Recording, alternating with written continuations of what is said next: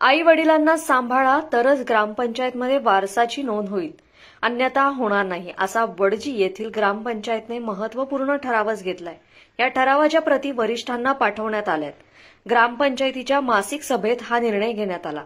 एवढंच नाही तर आई वडिलांना न सांभाळणाऱ्या मुलांच्या वारसासाठी भविष्यात ग्रामपंचायतकडून कुठलीच दखल घेतली जाणार नाही। त्यांना कोणत्याही प्रकारचा दाखला आणि सहीही देण्यात येणार नाही। जो मुलगा किंवा एकत्रित राहणारी मुलं आपल्या आई वडिलांचा सांभाळ करत नाही त्या मुलांना आई वडिलांच्या नावावरील संपत्तीचे वारसदार होता येणार नाही, असा ठराव एकमताने संमत करण्यात आलाय। नुकत्याच नोव्हेंबरमध्ये पार पडलेल्या आमच्या ग्रामपंचायतच्या ग्रामसभेत आम्ही एक ऐतिहासिक ठराव घेतला। जो आई वडिलांना सांभाळणार नाही त्याची आम्ही वारस म्हणून नोंद घेणार नाही। यासाठी माझ्या गावकऱ्यांनी, उपसरपंच, पोलीस पाटील तसेच आमचे ग्रामसेवक व सर्व सदस्य यांनी सर्वांनी संमती दर्शवली व हा ठराव पारित केला।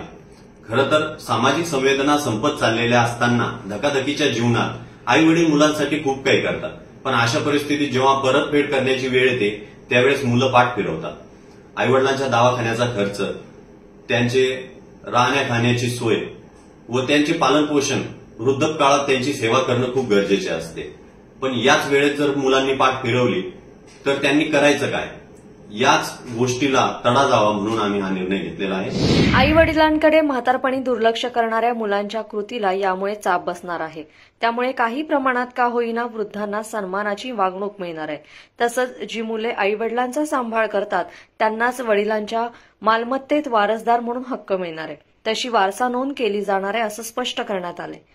वृद्धापकाळात आई वडिलांना जगणं मात्र कठीण झालेलं आहे। त्यामुळेच ग्रामपंचायतीने केलेला हा ठराव कौतुकाचा विषय ठरतोय। शिवाय जिल्ह्यातील सर्व ग्रामपंचायतींनी असा ठराव करावा असं आवाहन करण्यात आलंय।